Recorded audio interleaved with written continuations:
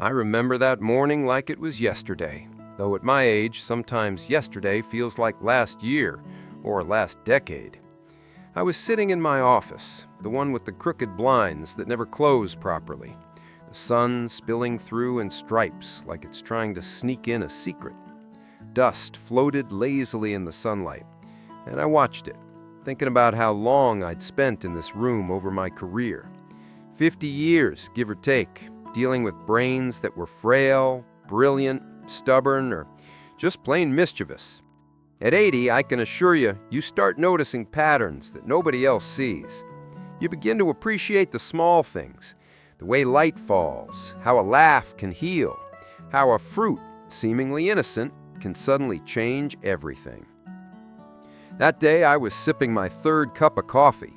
Don't judge me. Caffeine is basically my lifeblood now. And my phone rang.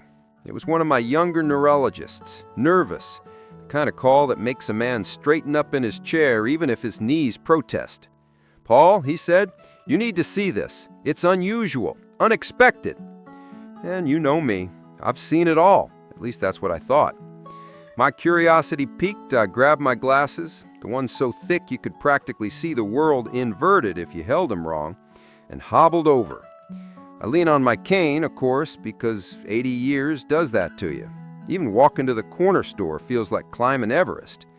But nothing prepares you for something that will genuinely make you pause.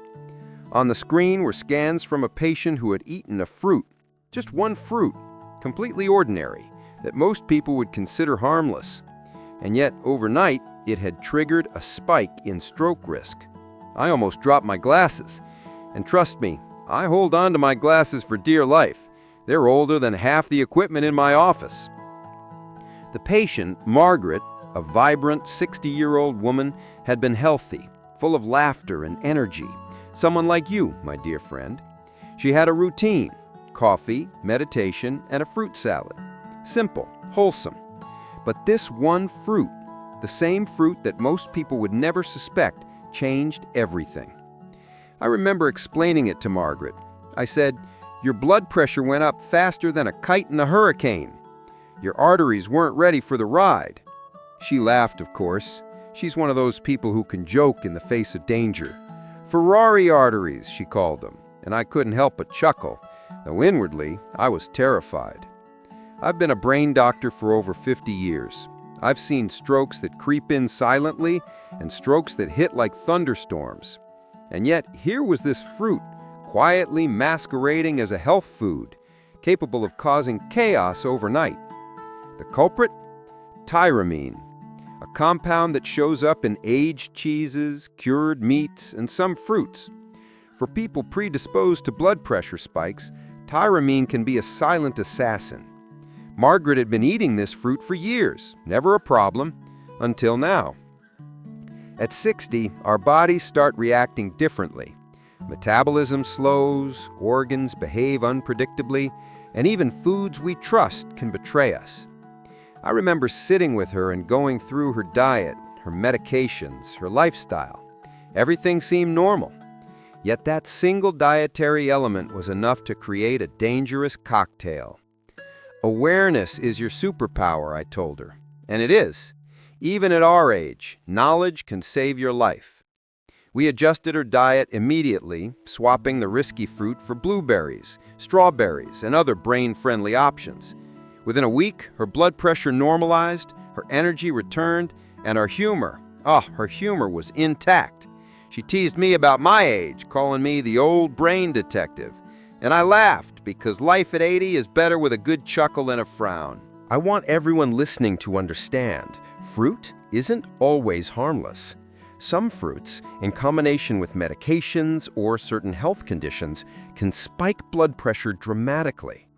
You don't have to panic about every bite, but awareness matters. Track your blood pressure, know your body, and respect the way it changes with age. Margaret's story isn't unique, but it's a vivid example. At our age, minor things can have major consequences.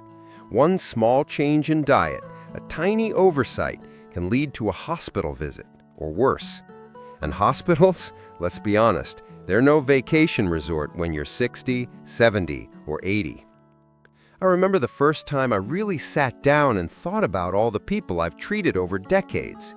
It's not just medicine, it's lives, stories, and moments like these that remind me why I do what I do. I've laughed, I've cried, I've yelled at young residents, and I've been humbled countless times. But nothing humbled me like seeing a fruit, yes, a fruit, create such danger overnight. And yet there's hope, always hope. Knowledge, diet adjustment, monitoring, and a little humor go a long way. Margaret learned quickly, and her story became a teaching moment for our clinic. We started small seminars, educational handouts, little reminders to check what you eat, even when it seems safe. Life at 60, 70, 80 isn't about fear. It's about wisdom, care, and humor, all wrapped together. Margaret's story illustrates that vividly. One fruit, one night, one change in blood pressure, but a life spared through knowledge, adjustment, and laughter. I could go on, dear friend, and I will, but for now, let this part of the story settle in your mind. Remember the lessons. Watch what you eat, monitor your health, and cherish your joy. Because at 80, I can tell you, every day is a gift, and every lesson learned is another chance to thrive.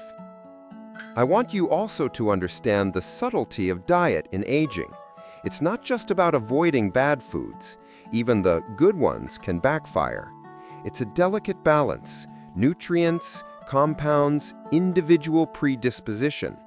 Margaret had been doing everything right until that one fruit slipped under the radar. That's why monitoring, awareness, and open dialogue with your doctor are essential.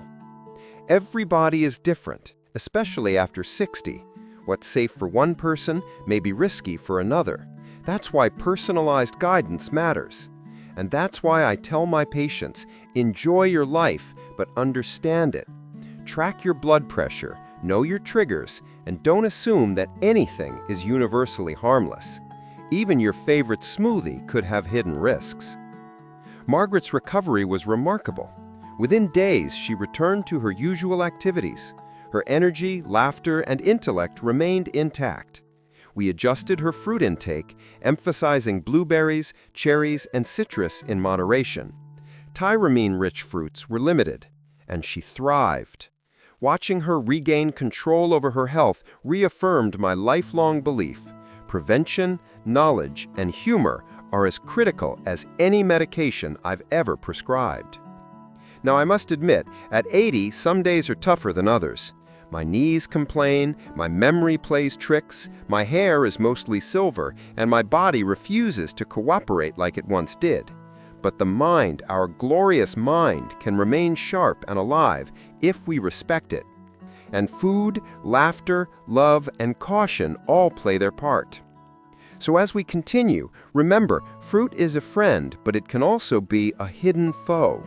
Awareness, moderation, and knowledge are your shields, and never forget to laugh along the way. Even when a tiny fruit nearly turned your life upside down, a smile and a shared joke make all the difference. Life at our age is about balance.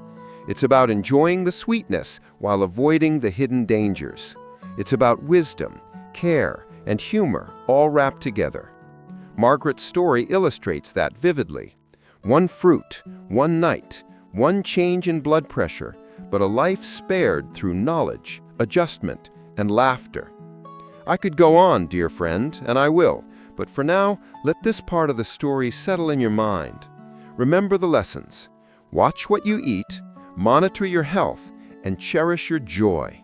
Because at 80, I can tell you, every day is a gift, and every lesson learned is another chance to thrive. Now, let's pick up where we left off. Margaret's recovery wasn't just about avoiding a fruit. It was about understanding her body, her habits, and her brain. And my dear friend, that's the real secret to aging gracefully.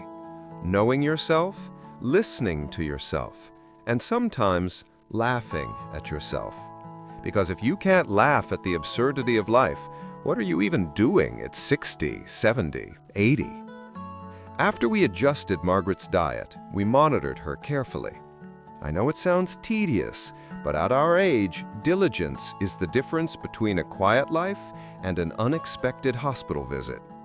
We did weekly blood pressure checks, dietary logs, and cognitive exercises. You wouldn't believe how much a little routine can protect your brain. It's not glamorous, but it works. I remember sitting with Margaret one afternoon, the sunlight slanting through the blinds, just like that first day, and she said, "Paul, I feel like I've been given a second chance. I never realized that something so simple could be so dangerous." I nodded, understanding completely. Life has a way of teaching lessons in the most unexpected packages. A fruit, a conversation, a sudden spike in blood pressure. And often, we don't see it coming until it's nearly too late. We also discussed her lifestyle habits. She walked daily, had a social circle that kept her laughing, and read constantly. But I advised her to pay attention to stress, sleep, and hydration. You see, my dear, at 60 and beyond, all of these small factors compound. Your body isn't just responding to food, it's responding to the world around you. Sleep deprivation, stress, dehydration, they all make the blood vessels and brain more susceptible to sudden events. And while Margaret was diligent, I could see the subtle anxieties creep in. You know the ones I mean. The, "Did I eat the wrong thing?" Or, "Am I going to end up like my friend who had a stroke?" anxieties. At 80, I've learned that anxiety is a thief of joy, and we can't let it take hold. So I told her, knowledge protects, fear paralyzes. We need both awareness and calm. She laughed at my phrasing, called me the poetic doctor, and I chuckled. Humor has always been the best medicine, even better than the prescriptions I've handed out over the years.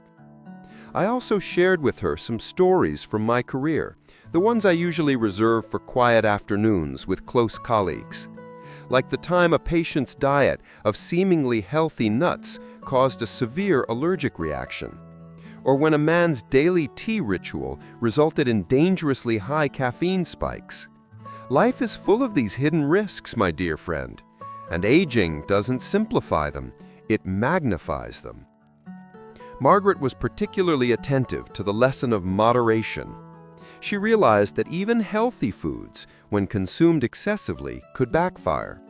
She started documenting her meals, her moods, and her energy levels. This might sound obsessive, but it's more like self-respect. At our age, taking the time to honor your body isn't vanity, it's survival. One day she called me in a panic, worried she'd eaten a small portion of the risky fruit accidentally. I laughed, gently, and told her, "My dear, accidents happen. We correct, we adjust, we move on. Panicking won't undo the bite, but it can ruin your day." And she laughed too, because she understood that balance, more than perfection, is what keeps life manageable. We also talked about other subtle dangers.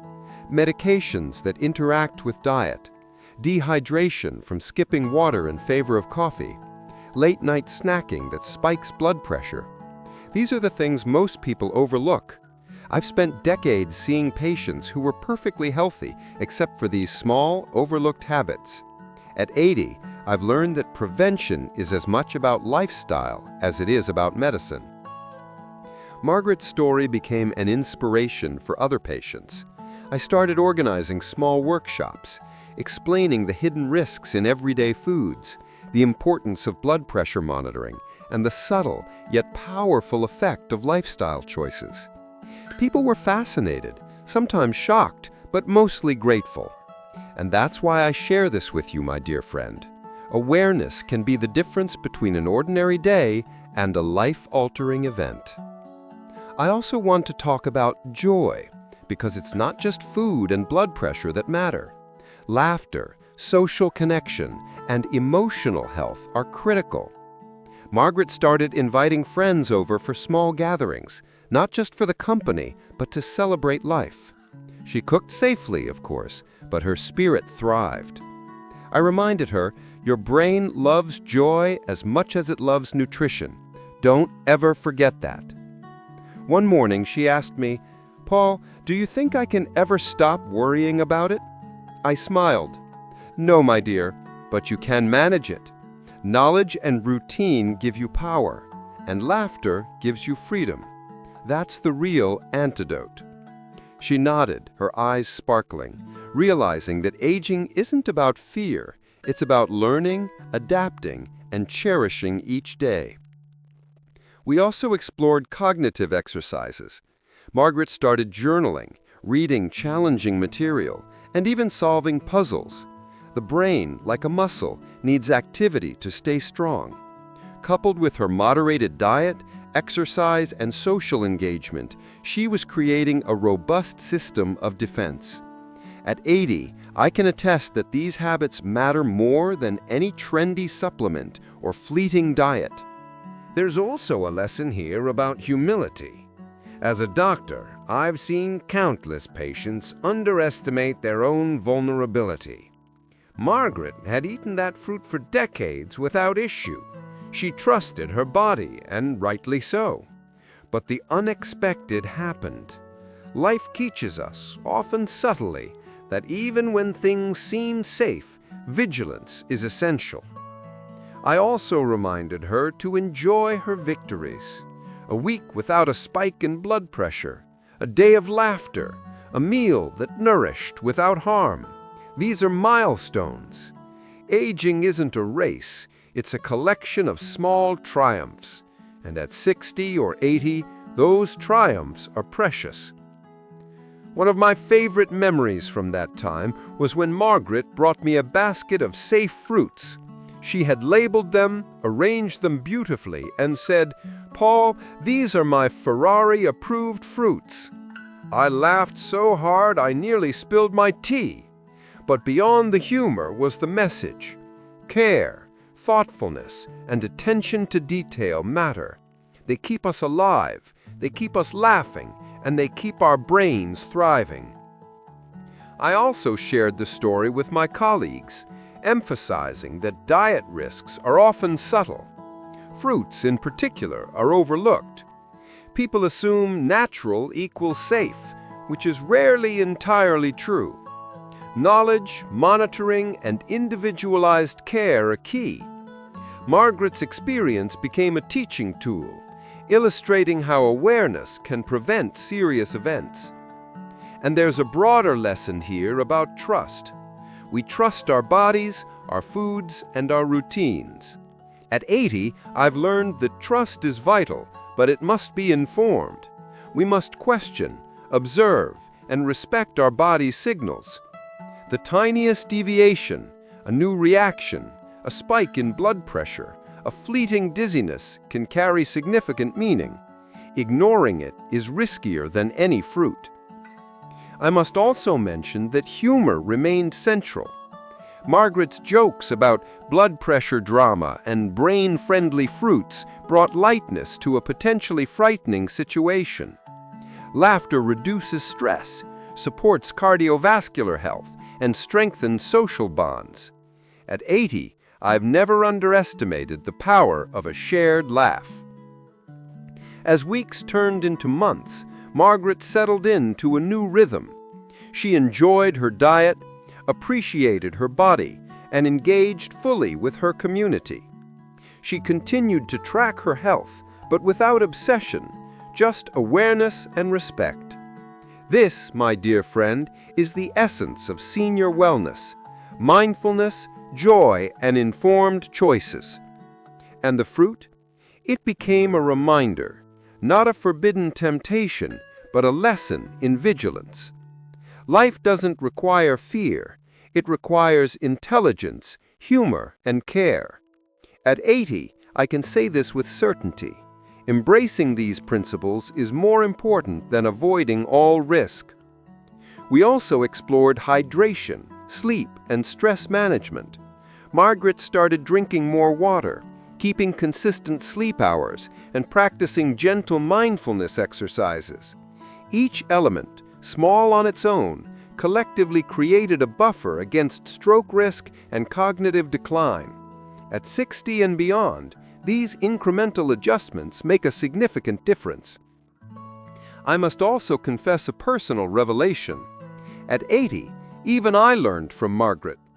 Her proactive attitude, humor, and openness reminded me that learning never stops. Age may slow the body, but the mind can remain curious, vibrant, and resilient. Observing her journey reaffirmed my faith in human adaptability. Through all this, I emphasized balance, moderation in diet, diligence in monitoring, engagement in cognitive exercises, and cultivation of joy. These together form the armor against age-related vulnerabilities. The fruit incident, though minor in isolation, illustrated the importance of holistic wellness. Margaret's story also became a source of inspiration. She shared it with friends, encouraged her family, and even spoke at a local wellness seminar. Her experience turned into advocacy, reminding others that vigilance, humor, and informed choices can prevent serious health events. And finally, the ultimate lesson is humility and awareness. Aging gracefully isn't about perfection, it's about attentiveness, adaptation, and joy. Margaret learned this the hard way, but she emerged stronger, wiser, and more connected to herself and her community. At 80, I can tell you this: these are the things that truly matter.